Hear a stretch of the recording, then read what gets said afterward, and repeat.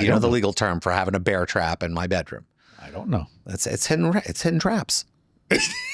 They're hidden traps, man. That's what it's about, man. That's a legal term. No, it's undisclosed. It's like having a hole that's covered by dirt. You mean dangerous condition? It's dangerous condition. There we go. Hidden traps. Welcome back to Under Oath. If your roommate throws a party at your apartment while you're not at home and one of their drunk guests opens your closed door, goes into your room, not my bed, and not my gets bed, injured, not my bed. Are you liable? All right, good. I thought he was getting into my bed. Well, that might be how he got injured. Gross. You know what? That was the one thing. What is gross about your bed? In college, it's what they're going to do in gross. my bed. That's gross. It's gross for me. Who slept in my bed? That was the only thing you cared about. Not that he used your bathroom and anything else, but somebody did the nasty in your bed. So on the way to do the nasty, somebody got hurt in my room somehow. No, it's not necessarily on the way to do the nasty. I feel that was it. Why are you in my room? I don't know. You're either maybe stealing or doing bad stuff in my bed.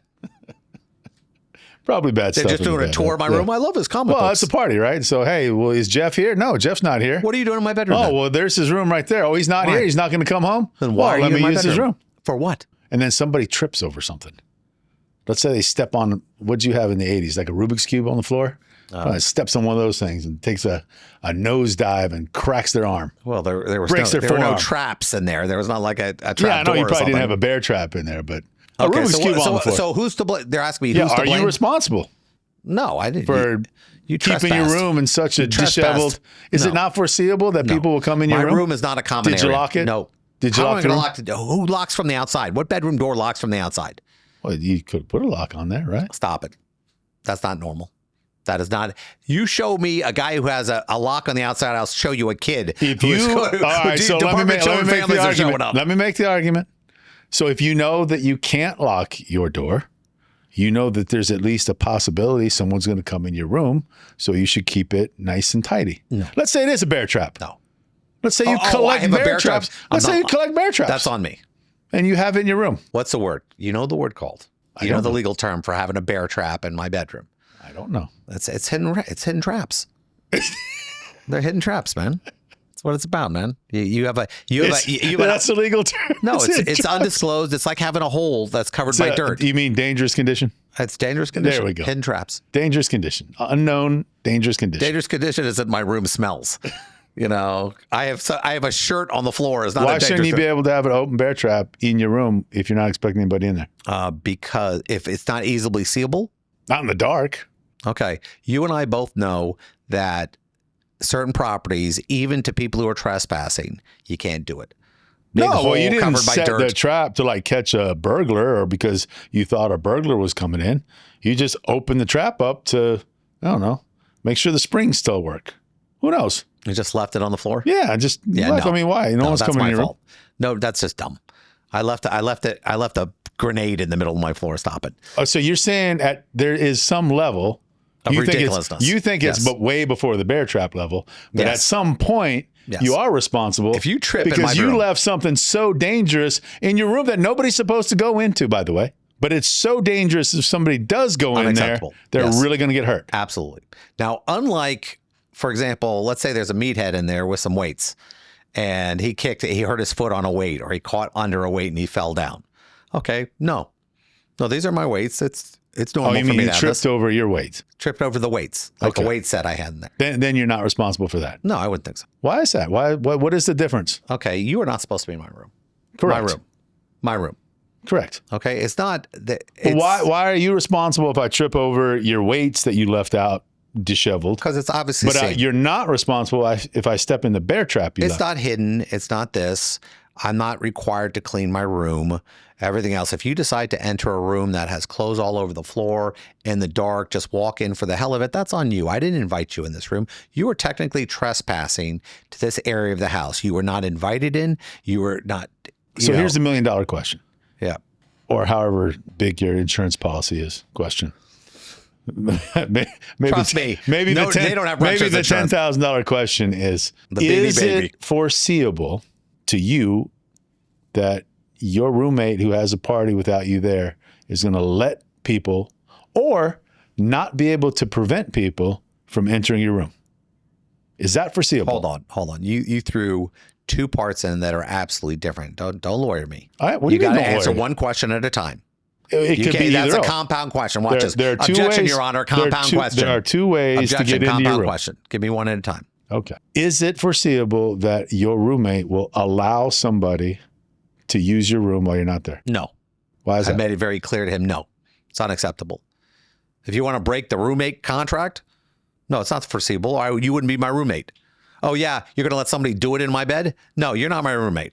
All right, let me change the question. Is it foreseeable that your roommate, while he's throwing a party, would not be able to stop somebody from entering your room? Even though he started the party off by telling everybody, don't go in that room. Is it still foreseeable that somebody might go in your room? Yes, but then I have my second question. I have a question after that one since you changed the scenario on me. Did I know this and was I aware he was going to throw the party?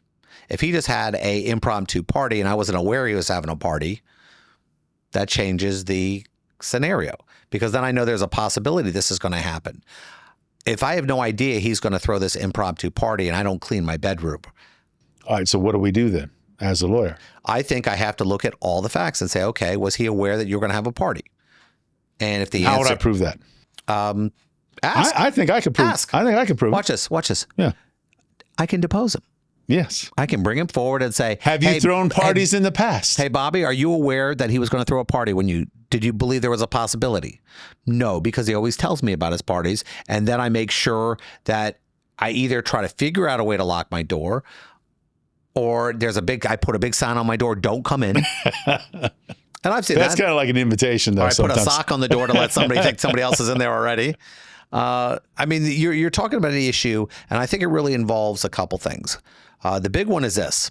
Is it unacceptable? Is it unreasonable?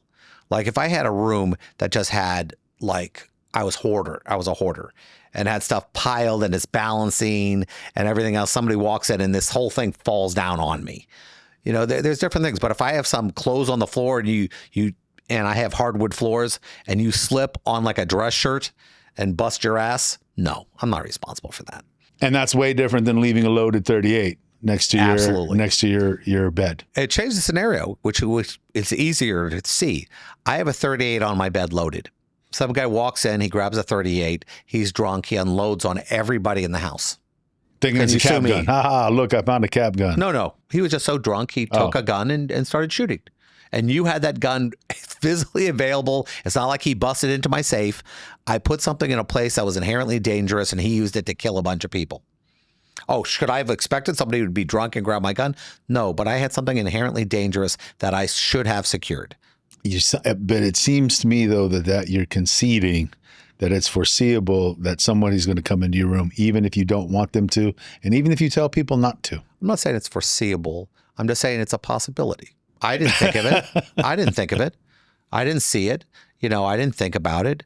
It's my room. Nobody ever goes into my room. It's not the house's room. It's my room. Three of us have roommates. I don't go into his room. He doesn't go into mine. Whether or not it's reasonably foreseeable, which that is the actual standard.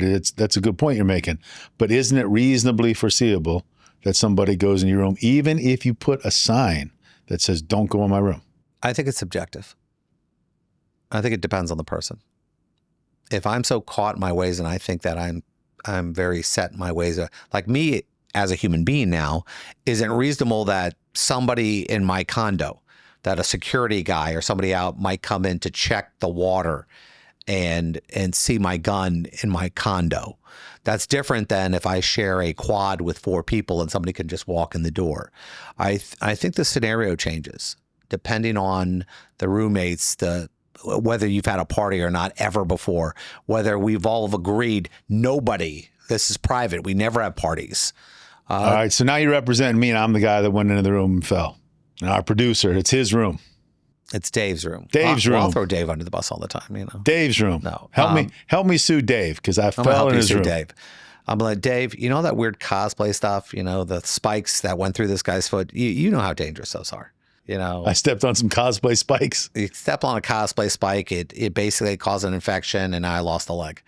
Oh, that's rough. Yeah, that happens. Yeah, we know that happens. Yeah, it does. I got nerve damage. It does happen. Yeah, I had a stroke. I mean, things can go bad fast. My issue is this. You're talking about the reasonableness argument. And I would say, Dave, has there ever been a party in this house before? And I wouldn't ask that not knowing the question. Because I've already deposed everybody before Dave, so I know all the answers before I had said Dave in the chair. I said, Dave, there have been 8 parties in your apartment over the last year. Yes. Did you know everybody who came in the door? No. Do you know if anybody used your toilet? I already know he did because I know he threw a fit against another roommate about using the toilet. I said, even after somebody used your thing before, did you get an outside lock? Because you know it's not private now. Did you do these things? Because you know that somebody's been in your room before, that they're going to do it again. And that would be the argument. That would be the reasonableness issue. I'd show past history. I'd show that do you trust your roommate? You don't even know his last name. How could you trust your roommate? You know, he pays the rent. So it's unreasonable. It was unreasonable to trust this guy. Yes. Unreasonable to leave your room this way.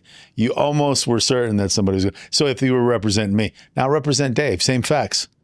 Okay. Same facts. Same facts. Pretty easy. I actually, it's easy to do this. Dave said, listen, I told these guys if they did it again, I would move out. And I know they need my money really badly. So there was no way they would repeat this conduct. They knew the first time they said, oh, my bad. The second time they knew that they were going to get their ass whooped because I told them I was going to punch him in his face if he ever did this again. And my argument, that's what I would say. If there was a history of it, I ended it. I thought we were done with it. There was no way for me to believe that after I specifically told them not to do it the first time, maybe. The second time, no. So, yes, it was unreasonable. You would be saying my client took reasonable precautions yes. to protect against this known danger. Yes, making it so clear. That's smart. So you acknowledge that the danger is known, but you focus on the fact that he took some sort of precaution. And then whether or not it's reasonable, you would call it reasonable. Yes. Now, everyone who's listening to this show and they're going, man, these attorneys can be scummy. It's not that we're scummy. The fact is this, is that it is our job to defend the person or to fight for the person we represent. And that's our system of justice. And thank God it exists because believe it or not, we've been involved in many cases where everyone thought we were on the wrong side until the last witness stepped forward. And then everyone was going, oh my God, he was right.